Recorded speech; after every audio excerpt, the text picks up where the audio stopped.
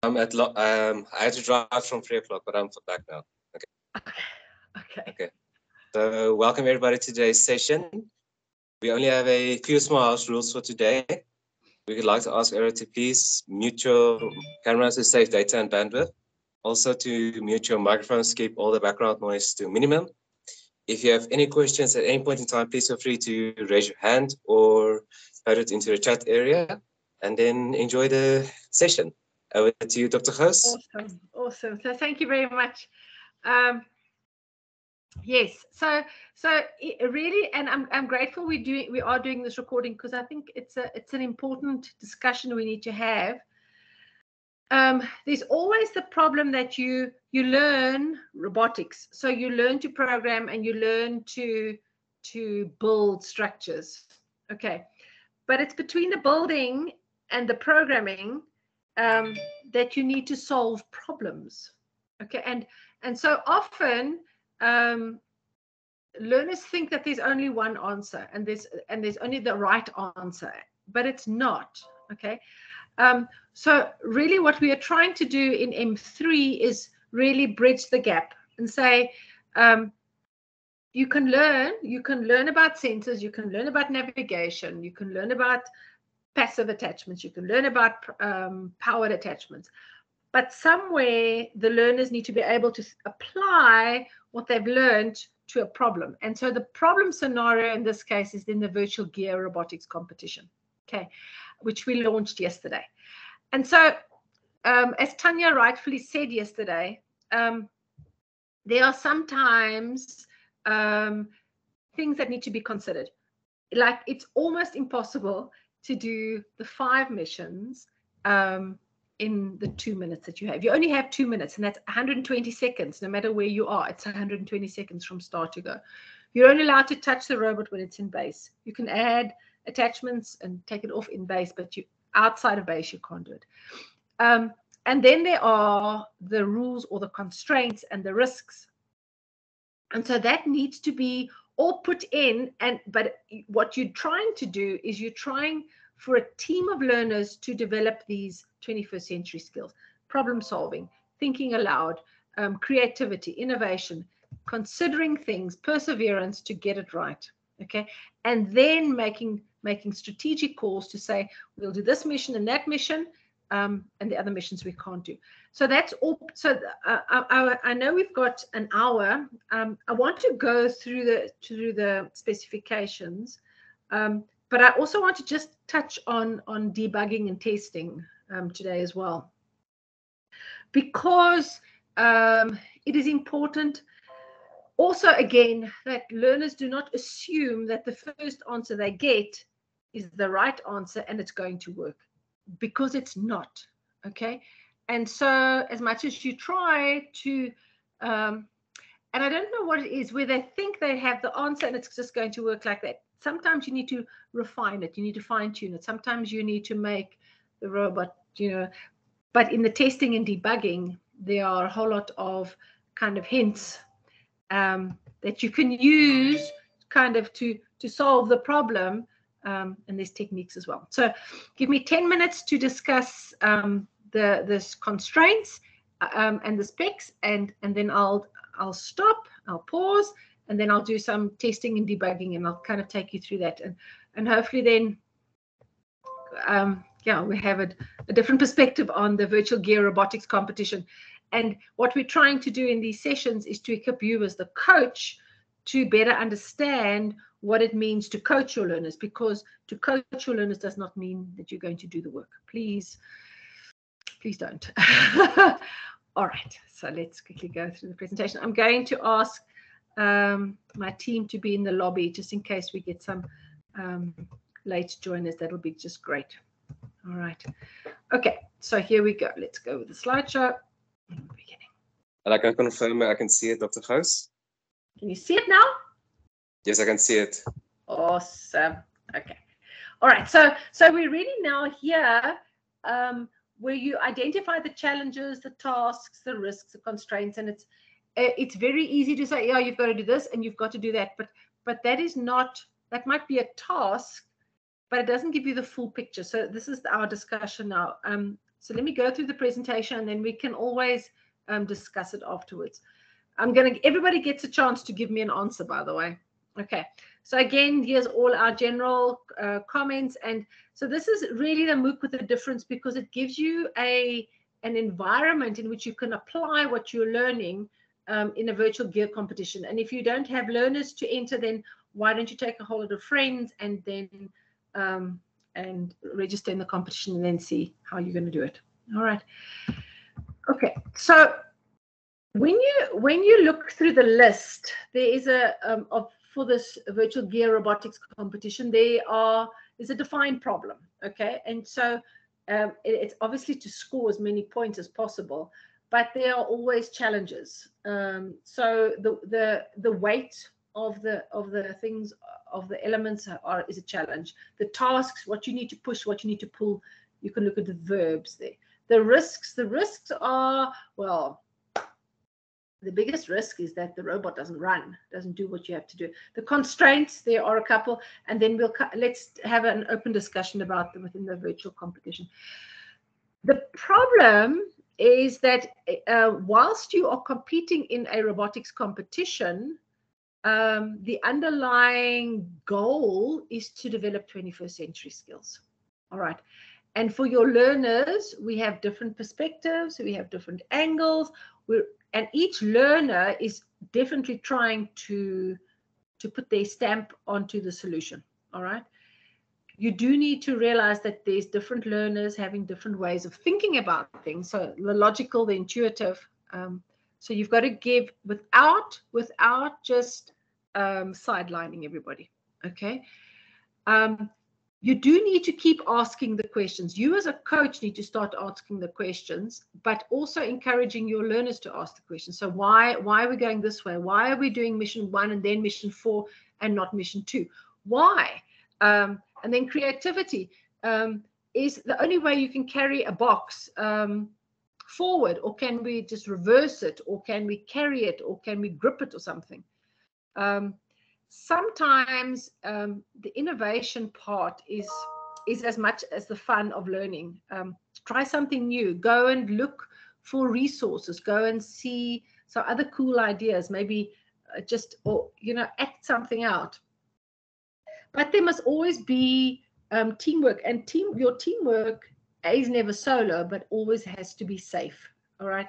No one learner must feel ousted or feel that it is not a safe environment to make their suggestion of a solution. All right. Also, one of the skills that we want our students to is this incremental iterative learning. Okay, so when you get the rules for the virtual gear competition, you're probably not going to immediately see what needs to be done, but you can hone in on something that you can do. And that's why I said also at the end of yesterday, have a scorecard for the end of every session, and then score your robot, see how many seconds it runs from base to where it has to be, see how many points it scores, and keep those scorecards so that you can see that there's some improvement. I think one of the most disheartening things for a team is to say, well, we want 200 points, and until we get there, we're not satisfied. It's too far. It's too far. And so the increments are also in your goals. To say, in 2 weeks we want to do a mission. In every 2 weeks we want to complete something, and then after say 6 weeks we make a call and say we're doing this and this mission, and these two are taking too long, or they're not getting enough points. Okay, but you need to have a clear idea of what the problems are. Okay, the jelly has to be a full packet of jelly. The juice has to be a full packet. Sweeties needs to be sealed. No tasting the sweeties. So little things like that. And there's always a continuum. There's always a continuum of all solutions in the whole universe. There is on the one hand, you just do nothing, you walk away, and the other one is you do everything. And our solution for any robotics challenge lies somewhere between do nothing and do everything. Okay, and in the process, we're going to develop these skills. All right. So I would suggest that you solve each part of the problem, but present the whole thing to your team and say, okay, be part of the team, be part of the discussions, but please never give them the answers. Okay? Because eventually you want to combine their solution parts into a solution strategy. Okay. So these are my challenges. These are my challenges. And I have seen it over and over and over again. The team's biggest challenge is themselves, and they procrastinate. They don't know what to do, and then they build the robot, and then it's not high enough, it's not big enough, it's not tall enough, it's not this enough, it's not. No, just build a driving base, build the robot. Okay, so the biggest challenge is procrastination. There's a size limit to your robot, and so if it's bigger than the size limit, it's not going to be acceptable. Okay, what I've also seen, one of the challenges of teams which self-destruct is they think they've got to build these massive multifunctional attachments. No, for now, maybe build a small single-purpose attachment, get the mission right, get points on the board, attach them the attachment with pins. I'll show you how to do that in tomorrow. In the passive attachments, I'll show you how to do that. And then if you need sensors, attach them. If you don't need sensors, for goodness sake, don't attach them. All right. The programming, please. One of the challenges is with learners enter these long programs. It's going to do this and do that and the other, and then they set it down, they load it onto the brain, and then it doesn't work. It's like, oh no. All right. Now they've got to unpack it, unpick it, divide it up. No. Incremental and iterative. Take one mission, decide which mission you're going to do. Okay. Then how are you going to program? Well, it's got to go forward, turn, forward, back. Then you do the first part. Forward, test it. Turn, test it. Forward, turn, test it. Forward, turn, test it. Forward, turn, arm down, test it. Until you have a chunk of program that works 120%. Of course, you always have to start at the same place. If you want to get to the same place, you've got to start at the same place. Put that into little stored procedures. Save it, and save it. And one of the other challenges is losing all the hard work. But have somebody write this all down. Okay, so those are the challenges of any competition. All right. So what are your tasks? Well, the tasks are then your list of missions that must be divided. Okay, and there are 5 that have to be done in the 2 minutes, and then there's 1 that's just for fun. Okay, so how do you delegate? Well, please do not just go autocratically. You do 1, you do 2. Maybe they don't want to do that. All right, but they need to decide, and whatever they decide, they take ownership for. All right. It does help having a COO, which is the Chief Organization Officer in a team, or order officer, who can kind of call out and say, okay, you do mission 1, and then you stand at the table, then you go and do mission 3, then you do mission 2. Usually having order implies that you have documents, and documents with keep scoring, and you run your matches and you organize. We want to reduce as much stress as possible, all right? To increase the learning, to increase the order, to understand what you're doing, and to have success, all right? Okay, so here are the risks, and I'm open for lists, and I'm open for extensions to this list. So give it a thought and add it to your submission. One of the biggest risks is the robot's going to run out of power. Yep. So you have to ensure that the robot is charged before every practice session and every match. And that's for all competitions. So make sure that if you're practicing, you put your robot on charge in the morning, and it must stay charged. All right. There's always a risk that kids will drop the robot. So you never walk with the robot in one hand. One person, 2 hands, top and bottom. And I'll show you how you walk with the robot. Never run. I have been at a competition. A team was late. They ran around the corner with their robot and bashed into another team. The robot went flying, and they missed their robot run, and it was disastrous. Luckily, the team was very gracious and helped them put the robot together. And so they managed mission robot round number 3, but they lost out on a round of robotics. Yeah, so you never run with a robot. You always walk with a robot in 2 hands.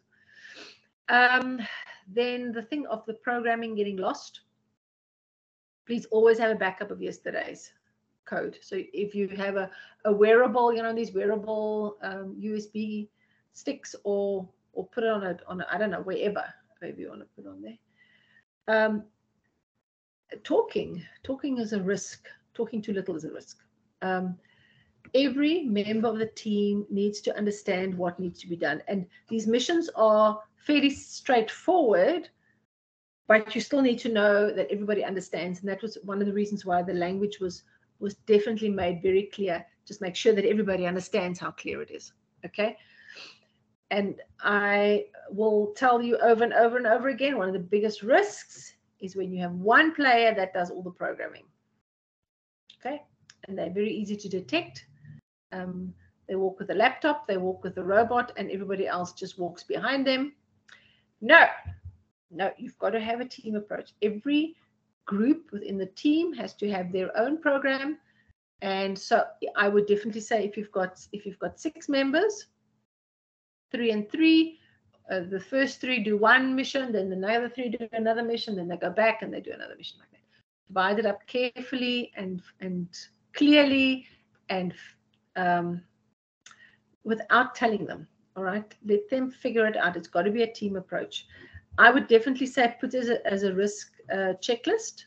All right, and then check how are we doing on the risks, and maybe review that at the beginning of each session with your team. So how are we doing here? You can always use the traffic light.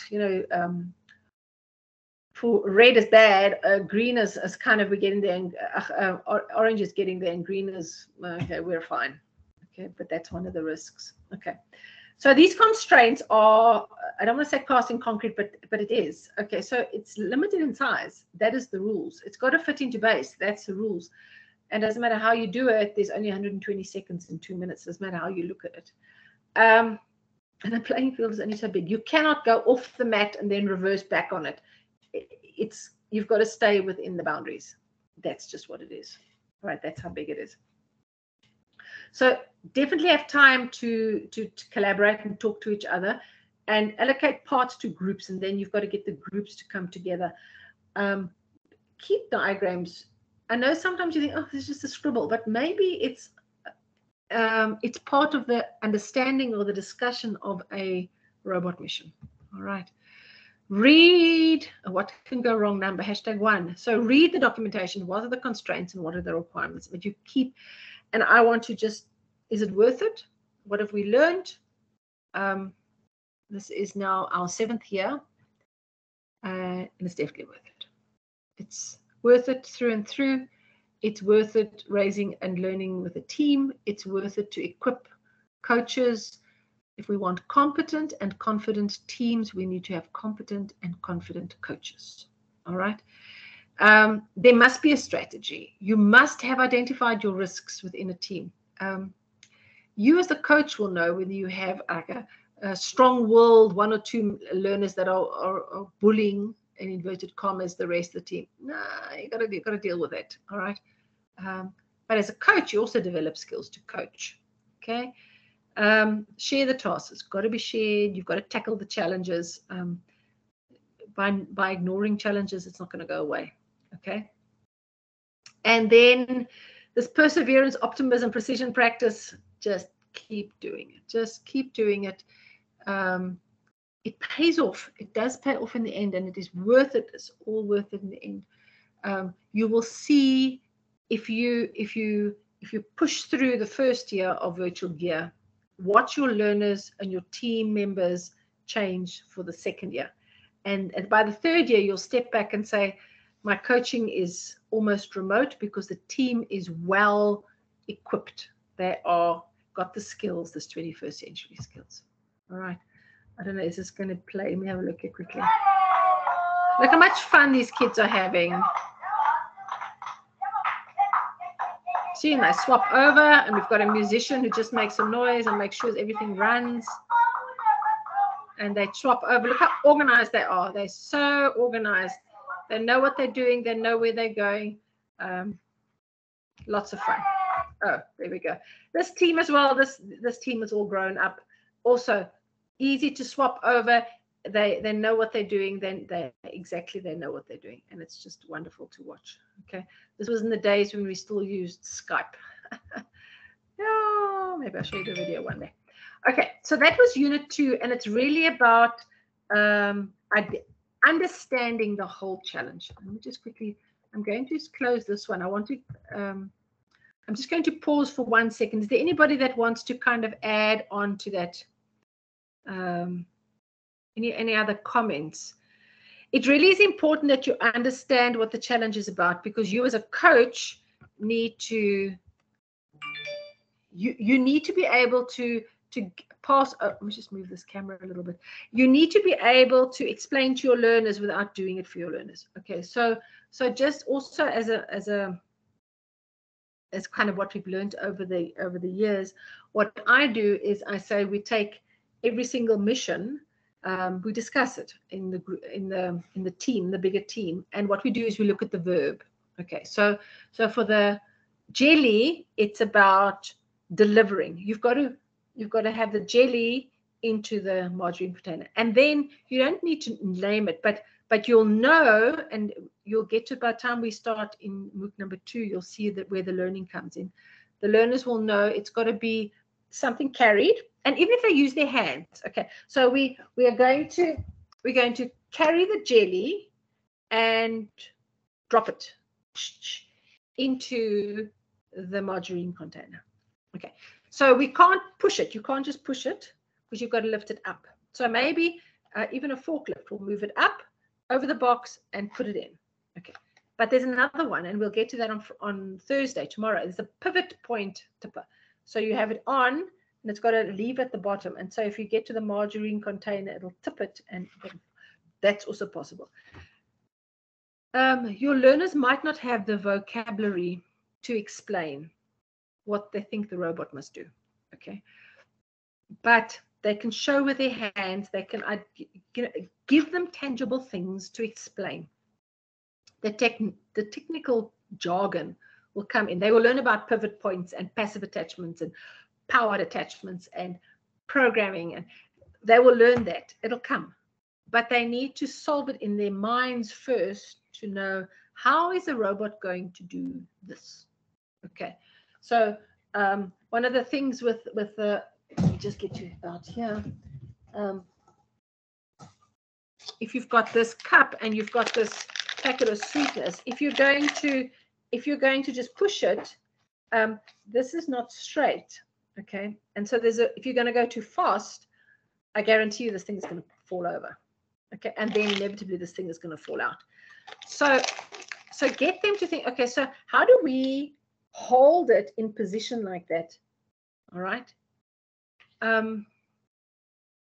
Let them figure it out, and let them move on the board. Stick out the base, put it out, measure it out with insulation tape. But let them figure it out. Figure it out. Yeah, the one with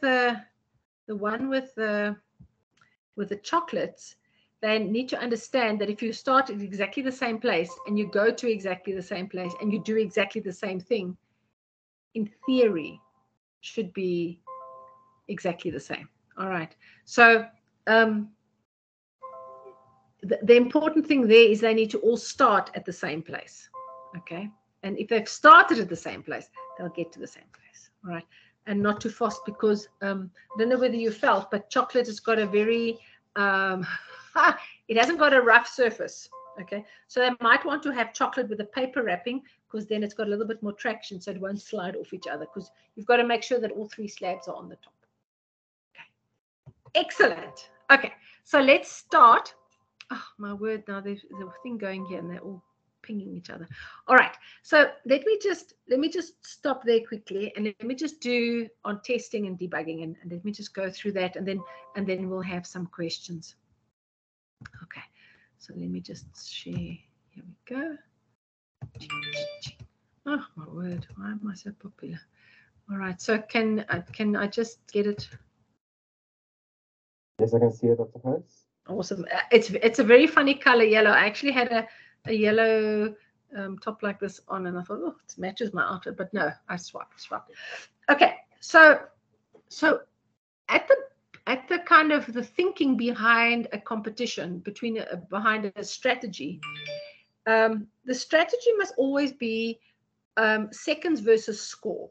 All right, so you need to have, like, if you do every single of the 5 missions, you need to say, how many points am I scoring and how many seconds am I taking? Okay, so you actually, it's always a play off. So how many seconds? Remember, you only have 120 seconds in total, and you want to get the highest point score. But that said, your team might decide they want 50 points and they're happy. That's fine, but then they must stick with that strategy. Okay. You need to test everything as you go along, and you need to debug it. All right. And once you put it all together, you're going to have to just make sure that everything works together. All right. Okay. So let me just, so this is testing and debugging. All right. So debugging, when an error occurs, you've got to find out why does the error occur. Okay. And usually it's sometimes just a little bit too late because you know the bug is there already. Okay. But when you test it to make sure that if there are errors, we improve them immediately. All right. My teams always, if they say, oh man, it's working, they've got to run it 3 times. They've got to run it 3 times, exactly the same, and it's got to give you the same result. And then I'll say, okay, it looks like it's running. Okay. Your criteria for success, you might find that the team changes it, because initially they want to run the robot for 2 minutes and score 600 points. Even at the best estimations, they're not going to get 600 points because they're not 600 points available. So let them do the math. Let them sit down and do the math and say, okay, they can get 10 for this and 20 for this and 20 for that. Then they run a program to see how long does it take to score those points. It's just graphs, okay, time and scores.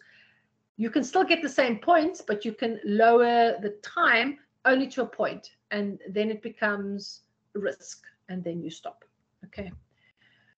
Okay, so if you've got a game strategy, you usually have the bigger problem, and then you have the little parts, and then eventually we combine them the whole lot to make a strategy. So here is my debugging at different levels. Okay, debugging is not ad hoc. You've actually got to be structured and systematic about it. One of the biggest problems that learners, they're just like, oh, this is not working, we'll try something else. And you will find that they go around in circles, okay, because it's just totally ad hoc. They do need to write it down, okay. Your proactive debugging, you can add sounds, you can add breakpoints, you can add pauses, you can maybe add a 5-second pause and lots of comments until it's working perfectly, and then you make the seconds go, the pause maybe go 1 second and half a second, just so that you have something in there. Okay, so I've left a gap there. Proactive debugging is kind of the way I would prefer to go. It's systematic, it's structured. You've got definite pieces that you test, you understand, and you have each mission separately, and only then you start putting together. Okay. And the back of your mind, you need to know what the requirements are. All right. If it drops on the side of the margarine container, that means it's not what is needed. You need to know exactly what is required. All right. So one of the other problems kind of behind all this of the missions is that your robot itself might not be moving or might not be working correctly. Right. Let me say what might move. So, and what you need to have is learners that understand that your robot, there might be a problem with the robot and it's not the program. Okay. So I had a team of learners who went to an international competition, and they stood there and they started laughing because they realized that they had crossed 2 wires. They put them in the wrong ports. Okay. that kind of maturity comes from knowing when they see something, they know what the problem is. Okay, so number one, the wires in the wrong places. Please watch this video. The other one is test that your robot is moving straight when you say it must move straight. And so one of those testing to robot, see whether your robot moves straight, is if you put your robot down and you go forwards and backwards, say for 3 rotations, it must end up in the same place. And if it's not, then you maybe need to swap over your motors, because then there's maybe a problem. And you must reset motors before you run them, because sometimes there's accumulation. I would rather put in too many reset motors than too few reset motors. So reset the motors as often as possible. Okay.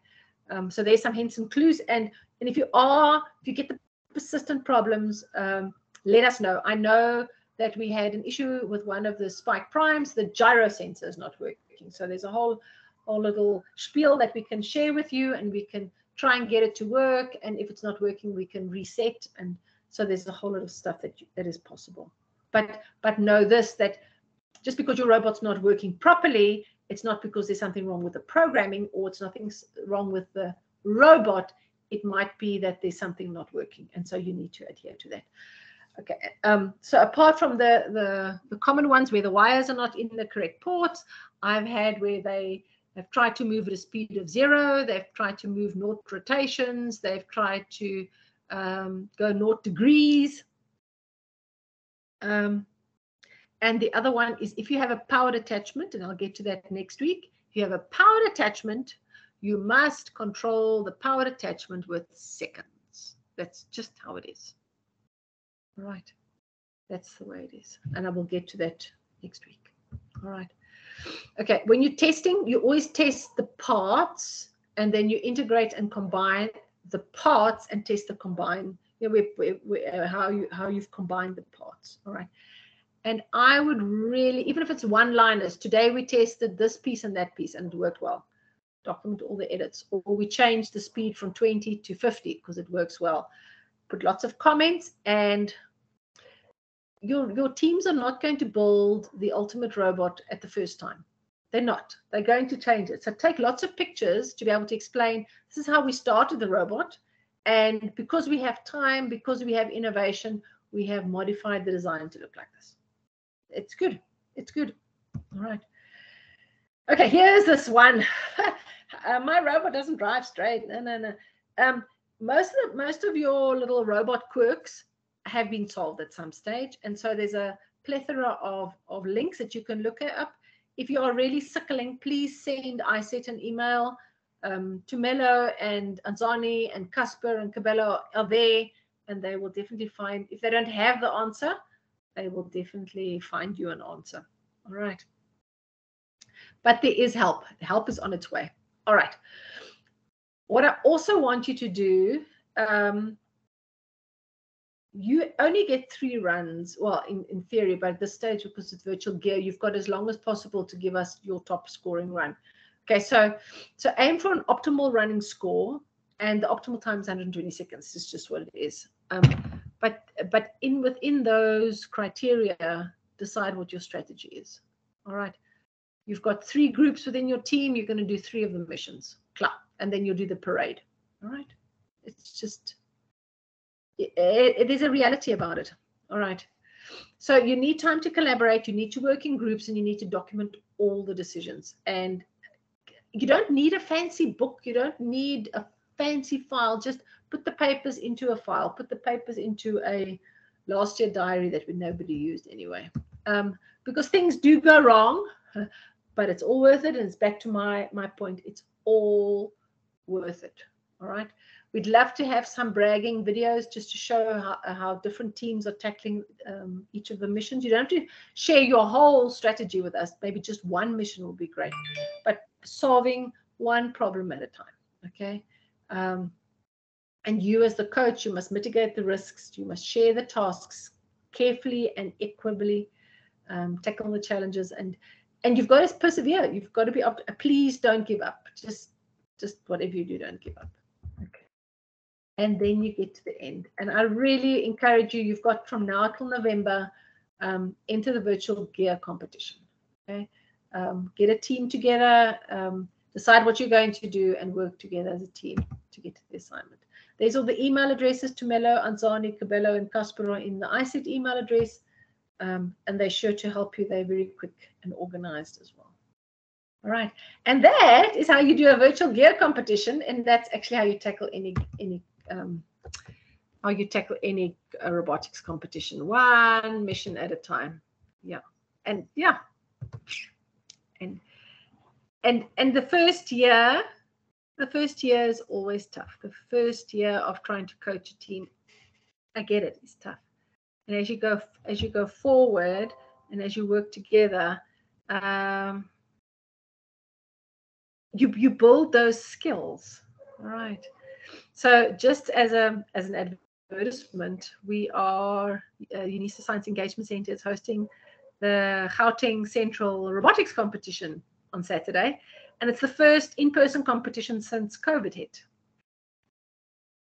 and it's going to be interesting. So it's at the UNISA main campus in Pretoria, and if you'd like to join us, please let me know, and I can send you all the details. But come and see how teams of learners compete in a robotics competition. We're only 12 teams, but I think it's going to be a really good day, and I think that the teams that are going to arrive are very brave. They're very brave. It's been a tough year. This year's been tough. Last year's even tougher, and I think 2020 just slipped off the table long ago. But come and have a look. Come and have a look what can be done, and be part of rebuilding. Be part of. A colleague once said we're just resetting. So I don't know whether we're resetting or we're just trying to build. Yeah. So we use the virtual gear competition to build competence and confidence. And before I retire, I would like to have another Africa Open Championships. So that's kind of where I am. I do think our learners in this country have got the innovation and we have time to develop the skills. All right. Okay. So on that happy note, I don't see any hands. Anybody got any questions? Everybody okay? Everybody understanding where we're going with this competition? It really is a safe space to develop the skills. And that was when we set out right in the beginning, that was the whole aim of the virtual gear competition, is to provide a safe, to equip the coaches and mentors to be competent and confident, to then coach the team members to be competent and confident, and to equip them in a safe environment. That's doable. And this year we just added a lot of fun because you can eat everything. So, yeah. All right. Everybody good? Everybody good? All right. Okay. Hi, Macy. I see your hand is up. Hi. Yes, ma'am. How are you? I'm good. I'm very Thank you very much. Yes. I just want to know whether am I attending the session or the right session? I'm attending M3 or M1. Should I supposed to attend M1 or M3? Have you done M1 already? Yes, I've been attending M1 lately until my phone gives me problems. So now when I get into the invite, I got M3. So I was just asking whether I'm on this right or not. Okay, so have you accessed all the content on the MOOC portal yet? No, my phone was giving me a problem. It's just now that I bought a new one. That's why I'm able to attend right okay, now. No, that's no problem. I would say send to Melo an email on the ICT email address, and Melo will guide you where all the content is on the UNISA MOOC portal. Okay. Okay. All right, and then you do M1, and then you do M2, and then you do M3. So next week we're going to do M2. Okay, we are doing them both. We're doing M1, but you only have to submit the assignments by November. So you've got lots of time. Okay. And all the then recordings. Okay, yeah. Please, and the recordings will also be available for you to get the recording. Yes. Okay, on MOOC or on the email? On the MOOC. On the MOOC portal, we upload all the links by the weekend for every week. Okay, then all the videos and even the assignments are there. Yes. Okay, Thank you, ma'am. You are very welcome, Okay. Macy. And you just send to Mello an email and he'll guide you into how everything works and how everything works together. Okay? Okay, no, thank you very much. Okay. You're very welcome. Yeah, please ask to Mello. He'll very generously help you and guide you. Perfect. We don't want to lose anybody. So it might be might look a little bit, but it's M1, M2, M3. But you can listen. You can be in the class all day if you want. It's all good. Okay. Okay. And respond to the assignment. But I don't have the Melo's email. Like, oh, like, ish.